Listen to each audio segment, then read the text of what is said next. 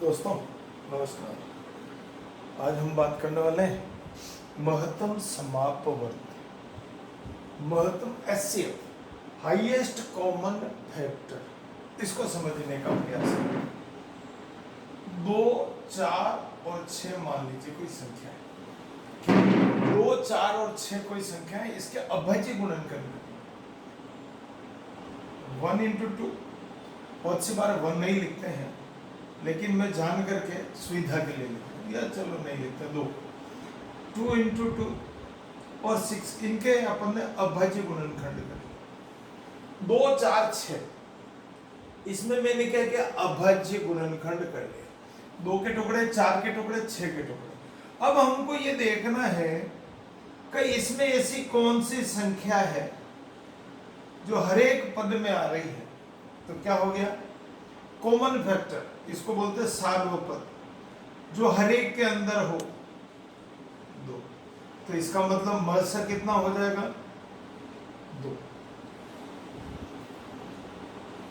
तो महस क्या हो गया,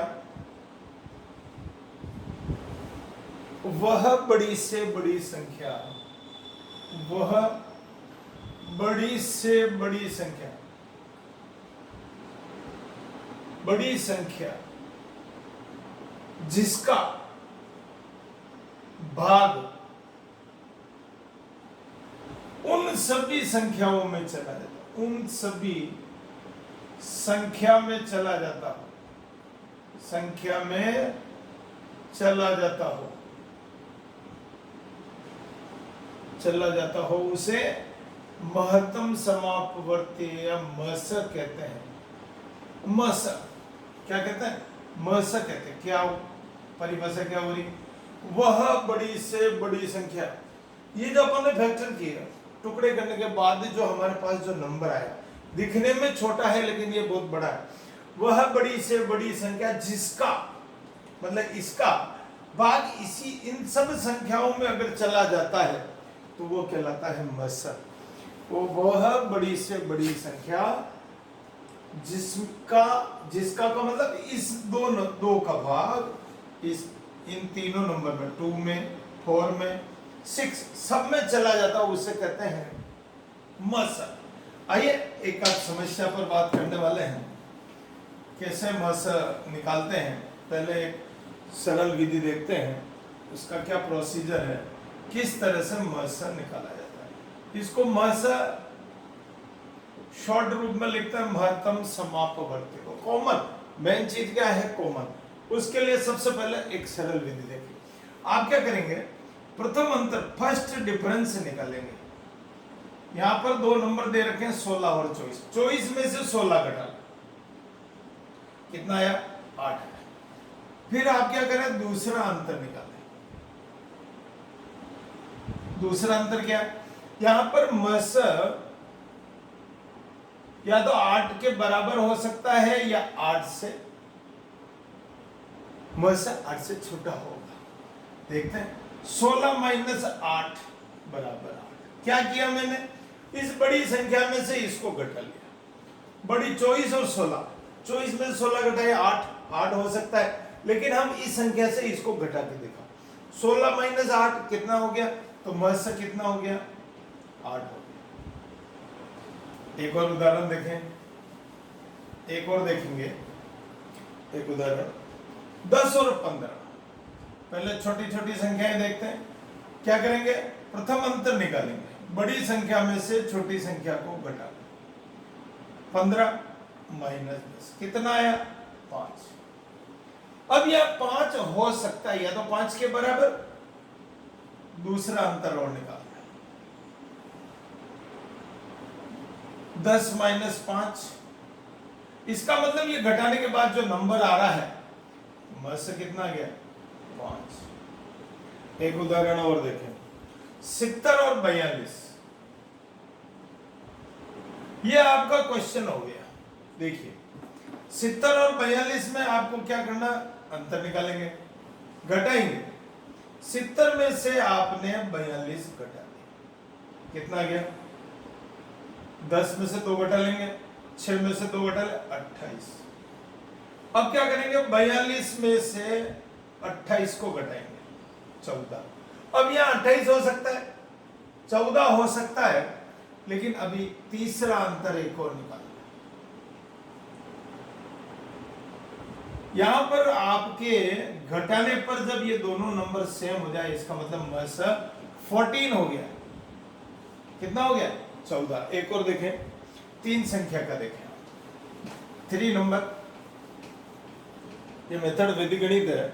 48, 64 और 80। 48, 64 और 80। सबसे बड़े नंबर से आप क्या करेंगे? पहले 64 को घटाएं। कितना है? 6। फिर 16।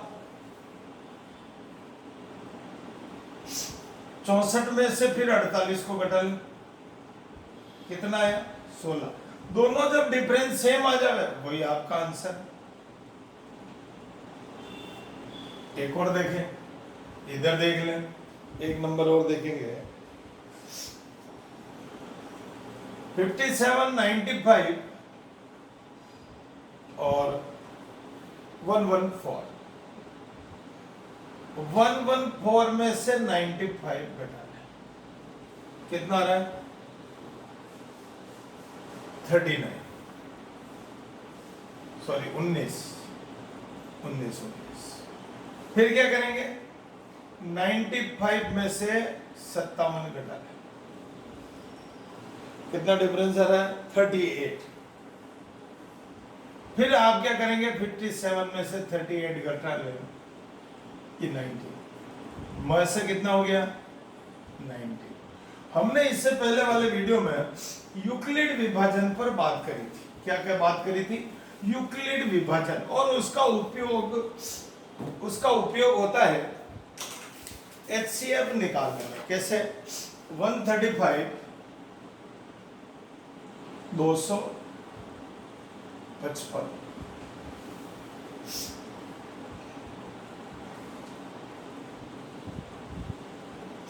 225, ये दो नंबर है। यहां पर A हो गया आपका 225 और B हो जाएगा 135। याद करें यूक्लिड विभाजन।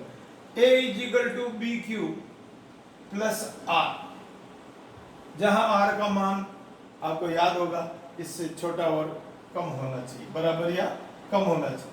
अब आपको क्या करना है? सबसे क्योंकि भाजन में सबसे बड़ी संख्या में छोटी संख्या का भाग लगा। क्या किया है मैंने? इस 225 में 135 का डिवाइड किया। समझना बहुत महत्वपूर्ण है। क्या निकाल रहे हैं? HCF कैसे? 225 में 135 का डिवाइड किया। ये 1 टाइम हुआ। कितनी बार? 225 में से 135 घटा लेंगे आप, या 90 आ गया। कितना गया? शेषफल आपका आ गया 90। 135 में अब आपका देखो, ये भाज्य है, ये भाजक है। अब जो आपका भाजक है वो भाज्य बन जाएगा और शेषफल भाजक बन जाएगा। 90 दो बार अगर गुणा करते तो 180 होता है, इसका मतलब 1 टाइम। 135 में से 90 फिर घटा 45 आया। कितना आया? शेषफल 45। फिर अगली स्टेप में क्या करेंगे? ये बन गया भाज्य, आपका शेषफल बन गया भाजक। और यहां देखिए, यहां 2 आ गया। बस यहीं से हमको समझना है, ये डिवाइड का मेथड है। इसमें आपको डिवाइड करते जाना है और घटाते चलना है और शेषफल का वापस भाग लगाना है। अब मैंने 45 को 2 बार मल्टीप्लाई किया, 90 आ रहा। जिस संख्या का भाग लगाने पर 0 आ जाएगा, 45 का मैंने 2 टाइम 2 बार भाग लगाया तो मेरे को शेषफल कितना प्राप्त होता है? 0। जब 0 जिस संख्या का भाग लगावे और आ जावे तो वो कहलाता है मसा। तो 45 का मैंने भाग लगाया 90 में, तो मेरा ये आंसर आ गया। आइए एक क्वेश्चन और देखते हैं। एक और देखिए, 616 और 32।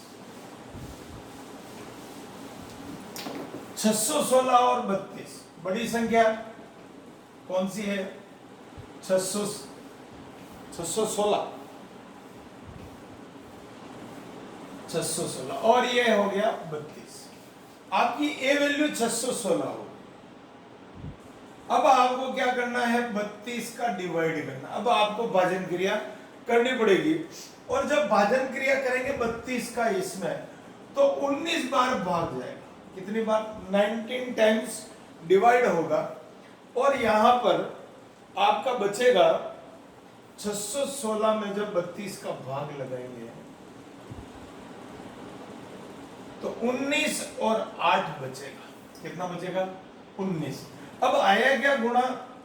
19 बार अगर इसको मैं गुणा कर लूं तो मेरे पास 608 आता है। क्या आता है? 608। अब आपको क्या करना है? 32 में 8 का डिवाइड करना है। अपने क्या बात हुई थी? जिस संख्या में भाग लगाने पर शून्य आ जावे, में 8 का डिवाइड 32 4 टाइम 0 आ गया, तो महत्व कितना आ गया? 4। इस प्रकार से आप इस समस्याओं को हल कर सकते हैं। एक और देखें। 38220 196 a is equal to b q plus r. Euclid विभाजन प्रमेय।